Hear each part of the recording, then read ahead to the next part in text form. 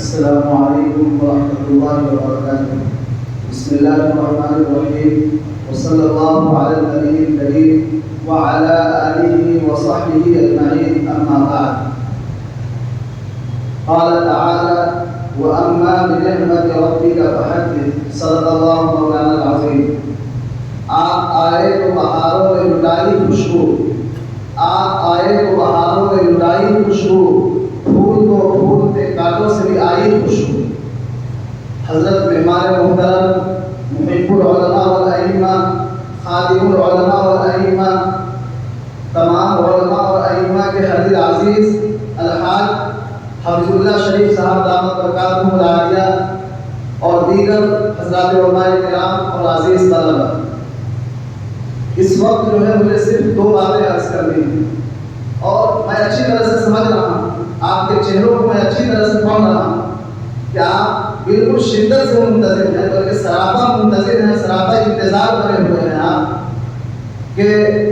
حضرت مہمان محترم کو آپ سے معاف فرمائیں، اور بغور حضرت مہمان محترم کے کہ آج عید کے جیسا موسم لگ رہا ہے،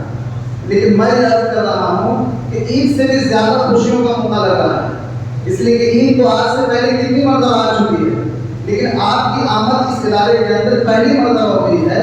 اس دلیل کی بنیاد پر میں یہ کہہ سکتا ہوں کہ عید سے بھی زیادہ خوشیوں کا موقع لگ رہا ہے۔ آپ ذرا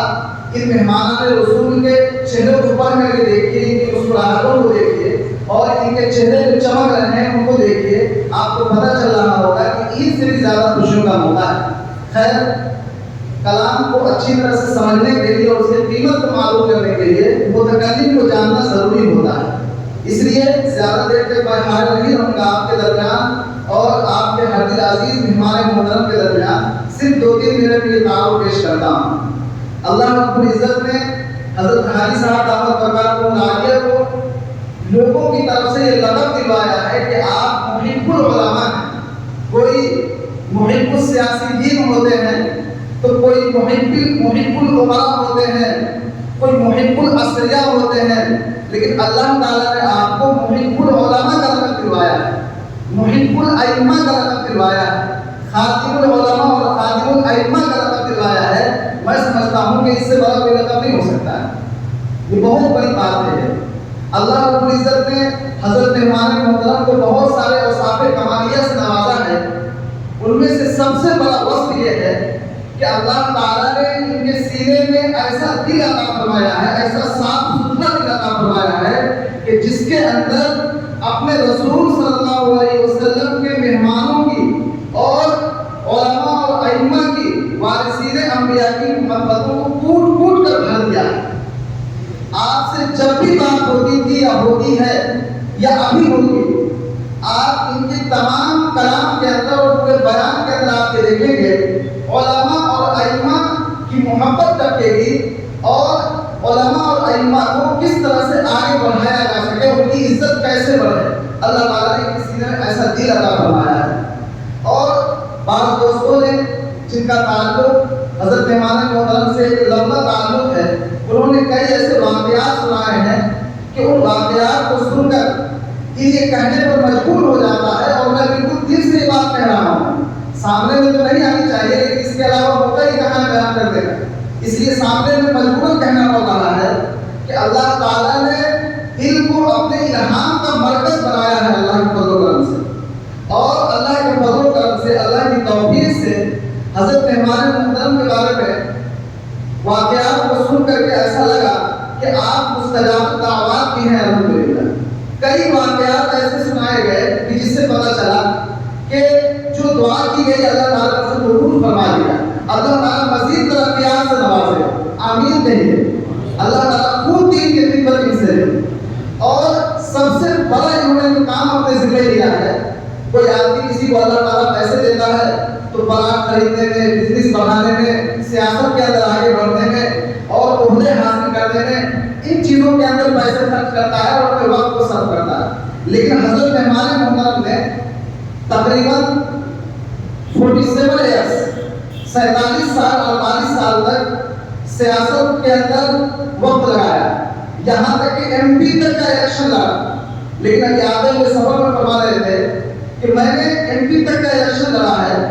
اور بہت سیاسی تقریریں کی ہیں اور 70 ملکوں کے اندر جا چکا ہوں، لیکن علماء اور ائمہ کی مجلس میں جا کر کے جو مجھے اعزاز اور اکرام ملتا ہے وہ مجھے کہیں نہیں ملا۔ علماء اور ائمہ کی مجلس میں جو میرے دل کو سکون ملتا ہے وہ مجھے کہیں نہیں ملا۔ اس لیے میں نے اپنی زندگی کے جو ایام دوسرے کاموں کے اندر گزار دیا، ان سب کے اوپر مجھے افسوس ہوتا ہے کہ میں علماء اور ائمہ کی خدمت میں پہلے سے کیوں نہیں لگا۔ یہ حضرت ہمارے محترم نے خود فرمایا، اللہ تعالیٰ اس جذبے کو قبول فرمائے۔ اس وقت جو حضرت کا مشن ہے وہ یہ ہے کہ علماء اور ائمہ کو اللہ رب العزت کے گھر کی زیارت کرائی جائے۔ پہلی مرتبہ جب قافلہ لے کر کے گئے تھے وہاں تو روضہ انور پہ، روضہ اقدس پہ حاضری کے بعد فرمایا تھا، ذرا دل کر کے تھام کر کے سنیے گا، ذرا دل کو تھام کر کے سنیے۔ کیا جملہ انہوں نے فرمایا کہ اللہ کے رسول صلی اللہ علیہ وسلم آپ کے مہمانوں کو آپ کے قدموں میں لا کر کے کھڑا کر دیا ہوں، آپ قبول فرما لیجیے۔ یہ آپ کا جملہ تھا وہاں پہ، کیسا منظر رہا ہوگا۔ آپ حضرات ماشاءاللہ طلبہ ہیں، احادیث مبارکہ کے اندر آپ نے پڑھا ہے کہ حرم شریف کے اندر ایک نماز پڑھنے کا ثواب کتنا زیادہ ہے، 1 لاکھ نماز پڑھنے کے برابر ہے، اور مسجد نبوی میں نماز پڑھنے کے ثواب 50,000 نماز پڑھنے کے برابر ہے۔ دوسری مسجدوں کے اندر اگر 50,000 نماز پڑھی جائے گی اور مسجد نبوی کے اندر 1 نماز پڑھی جائے گی، دونوں کا ثواب برابر ہے۔ اور اب تک اللہ کے فضل و کرم سے حاجی صاحب نے اپنے صرفے سے 112 لوگوں کو عمرہ کے لیے بھیج چکے ہیں الحمدللہ، اور وہ بھی صرف 1 سال سے کچھ زائد کے عرصے میں، اور ماشاءاللہ 150 لوگ نامزد ہو چکے ہیں، 150 لوگ نامزد ہو چکے ہیں، ان میں سے 112 لوگ ماشاءاللہ عمرہ کے لیے جا چکے ہیں۔ اور حدیث شریف کے اندر یہ آیا ہے کہ جو آدمی اچھا طریقہ جاری کرتا ہے اس اچھے طریقے کا مکمل ثواب اس آدمی کو ملتا ہے جو اس طریقے کو جاری کرتا ہے۔ حضرت ہمارے محترم نے یہ طریقہ جاری کیا ہے،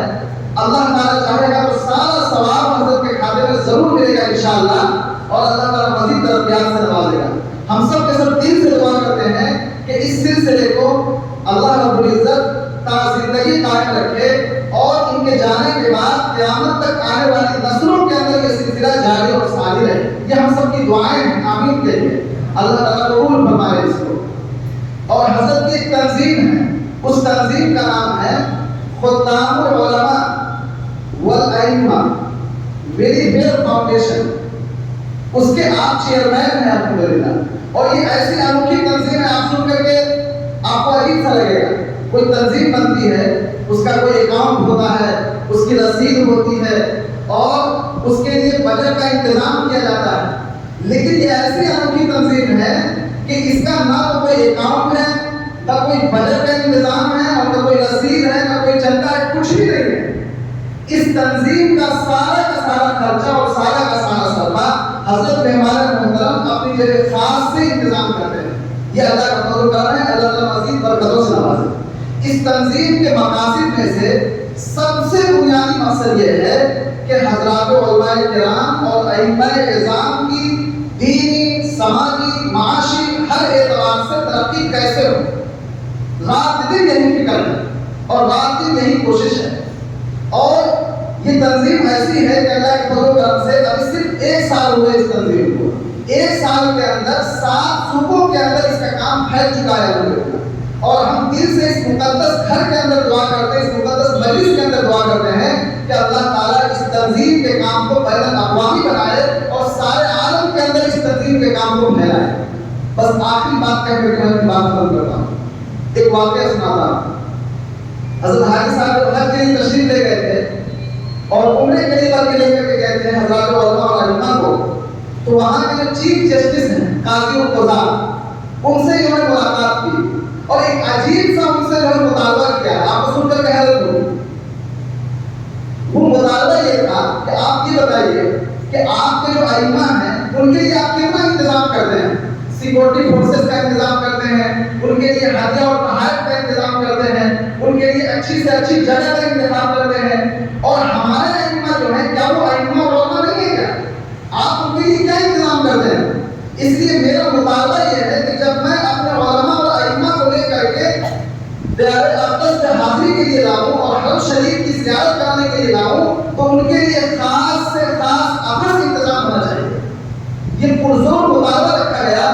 تو قاضی گزار نے کہا کہ آپ کا مطالبہ بڑا عجیب ہے، ہم انشاءاللہ اس کے لیے انتظام کریں گے اور کوشش کریں گے. دعا فرمائی کہ اللہ تعالیٰ اس کوشش کو اللہ تعالیٰ قبول فرماوے اور اچھا سے اچھا انتظام کرا دے. اور جب بات آپ سنیں گے تو انشاءاللہ بات سے خود ہی آپ حضرت کا پورا تعارف آپ سمجھ لیں گے. اور زیادہ وقت میں لینا نہیں چاہتا ہوں. اللہ تعالیٰ تمام خدمتوں کو قبول فرمائے اور جو خدمتیں انجام دے رہے ہیں اللہ تعالیٰ اس خدمت کو قیامت تک آنے والی نسلوں کے اندر جاری رکھے اور اللہ تعالیٰ بھرپور ثواب عطا فرمائے. ایک اور خصوصیت کی بات یہ ہے کہ سن 1991 سے لے کر کے 1995 تک جعفر شریف صاحب کانگریس کی طرف سے ریل منتری رہے ہیں الحمدللہ. وہ حضرت مہمان محترم کے ماموں جان ہوا کرتے ہیں. اس سے پتہ چلتا ہے کہ حضرت کے خاندان کا سیاسی میدان کے اندر بھی بہت بڑا کارنامہ ہے اور اتنے حدیث عزیز منتری تھے کہ 7 مرتبہ سانسد رہے. 7 مرتبہ سانسد رہنا اتنا آسان کام نہیں ہوتا ہے. 2018 کے اندر انتقال ہوا ہے. آپ سب سے میں گزارش کرنا چاہوں گا کہ اپنے اپنے خاص اوقات میں کچھ قرآن کریم کی تلاوت کر کے اذکار کر کے حضرت مہمان محترم کے والدین اور ماموں جان اور پورے خاندان والوں کے لیے ضرور انشاءاللہ یہ سارے ثواب کریں. اللہ تعالیٰ ہم سب کے بیٹھنے کو اور حضرت مہمان محترم کی یہاں تشریف آوری کو بے حد قبول فرماوے اور ہم سب کے ہم میں مبارک بناوے. آمین یا رب العالمین. السلام علیکم ورحمۃ اللہ وبرکاتہ.